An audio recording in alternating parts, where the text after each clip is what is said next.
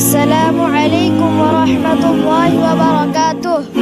ওয়ালাইকুমুস সালাম ওয়া রাহমাতুল্লাহি ওয়া বারাকাতুহু। আমি তোমাদেরকে আকাইদ থেকে কিছু প্রশ্ন করব, তোমরা কি উত্তর দিতে পারবে? ইনশাআল্লাহ। হযরত জিবরাইল আলাইহিস সালামের কাজ কি ছিল? হযরত জিবরাইল আলাইহিস সালামের কাজ ছিল আল্লাহর কিতাব ও বার্তা সমূহ রাসূলগণের নিকটে পৌঁছাতেন।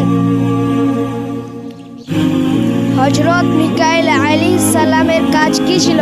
হযরত মিকাইল আলাইহিস সালামের দায়িত্ব হলো বৃষ্টি বর্ষণ করা এবং সৃষ্টি জীবের কাছে রিজিক পৌঁছানো।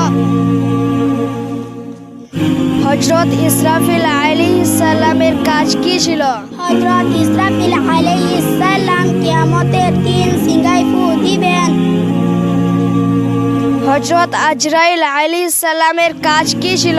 হযরত আজরাইল আলাইহিস সালামের কাজ সৃষ্টি জীবের রূহ কবজ করা, যাকে মালাকুল মাউত বলে। আসসালামু